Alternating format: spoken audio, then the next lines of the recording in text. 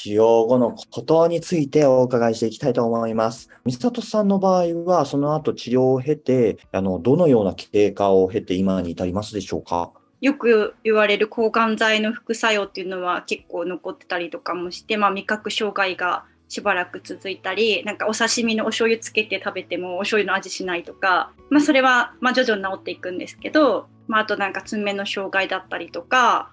皮膚のちょっとが弱くなったりとか、そういうのがいろいろやっぱ抗がん剤の副作用っていうのはあったんですけど、徐々に落ち着いていく感じではありますね。ホルモンが全然出なくなっちゃうので、ホルモンバランスが崩れて、私の場合こうなんか更年期症状みたいな、ホットフラッシュみたいな感じのとかが出るようになったので、それで婦人科とかにかかるようになって、ホルモン治療も併用してやるようになりました。天野さんはその治療後、今に至るまで、本当いろんな経過あったと思いますけれども。まず、今出た妊娠性に関して言うと、僕も不妊、不可逆的な不妊ね。要はもう戻ることはない不妊になるって言われてたんで、移植でですね。で、初回化学療法の時に、精子保存しますかって話出たんですけども、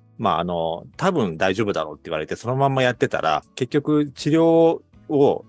インターバルを取ることは全くできなくて、そのまま自家移植行ってしまったので、僕、精子保存は全くしてないんですね。だからそういった状態で、不可逆的な不妊になっているっていう状態なので、もしもこれから、治療を受ける人とかいたらですね、やっぱりその抗がん剤治療を受けるかどうかっていろいろね、もう言われてショックを受けてて、考えなきゃいけないこといっぱいあるんだけども、やっぱ特に妊用性の温存って最初しかできないので、基本的に、後でもできますけどね。最初は一番重要なので、そこは落ち着いて考えてほしいなっていうのは一つメッセージとしてあるかなと思ってます。あとは、やっぱりもう20年前ってもうかなり強い治療をやってたから、だから例えば、美里さんのようなホジキンリンパ腫は、悪性リンパ腫の中でも比較的治療成績はいいので、治療を弱くするとか、体に優しい治療ってないかなって探すことはできてるんですけども、非ホジキンリンパ腫の方はこれからもっともっと治さなきゃいけないっていう風な状態なので、やっぱりいろんな副作用はまだ残っていて、例えば治療を伴う間質性肺炎っていうちょっと普通じゃない肺炎があるんですけども、それの後遺症であるとか、あとその間質性肺炎の治療の時ステロイド剤大量入れたから、免疫力が下がっちゃって、で、日和見感染っていうね、のを起こして、目がちょっと今見えなくなったりとかですね。そうですよね。天野さん、今目が、片目ね。左目が見えてないんです。これ聞いた人がすごく怖がっちゃうとよくないから、あれ一応言ってきますけど、そんなしょっちゅうあるような副作用じゃないです。そんな頻度的には。で、たまたま僕はそうなってしまったってことなんですよね。でそういったのがあるかなと。で、その後もですね、なんかいろいろ腎臓が悪くなったりとか、なんかね、いろいろなことがあって。私も腎生検しました、そういえば。あ、そうですか。はい。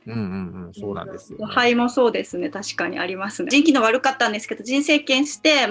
薬剤性でしょうってことになって、薬剤性なんで治療も特になくて、経過見ましょうって感じで、腎臓内科も通ってましたね。天野さんの場合はどうでした？僕の場合はね、ちょっとね、多分薬剤性じゃないって言われてて、原因がね、未だにはっきりしないんですけども、はっきりしないっていうか、多分これだろうっていうのはあるんですけども、でも、ちょっと、本当にそれかなっていうふうな話があるんで、まだあんまりどうなのかよくわかんないんですけども、いわゆる間質性腎炎ってやつなんです、僕の場合はね。15年ぐらい経ってから、まず最初はね、その膵臓の近くにリンパ節の腫れがあるって言われて、リンパ腫の再発か別の二次癌かどっちかでしょうって言われて、ただ15年経ってるから一応生検が必要でしょうって言われてお腹開けて生検したんですよ。ただね、癌じゃなかったんですよ。悪性リンパ腫でもないし、癌でもない。でもとにかくリンパ節が腫れてるねって話になって、経過観察しましょうってなって、そうこうしてるうち今度は腎臓悪くなっちゃって、間質性腎炎ですって言われて、みるみるうち悪くなっちゃって、それで結局ね、もう今透析してるんですよね、僕。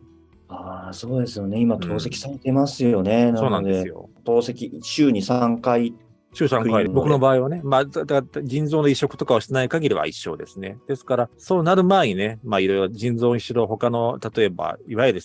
晩期障害ってものだと思うんですけども、僕の場合原因はっきりしませんけどね。そういったものが悪くなる前にやっぱり見つけてほしいなと思うので、癌の患者さん、癌が治った後もいろいろなことが起きる可能性はあるので、やっぱ健康チェックは必要だろうなと思います。フォローアップです。本当にそうですね。本当に思います。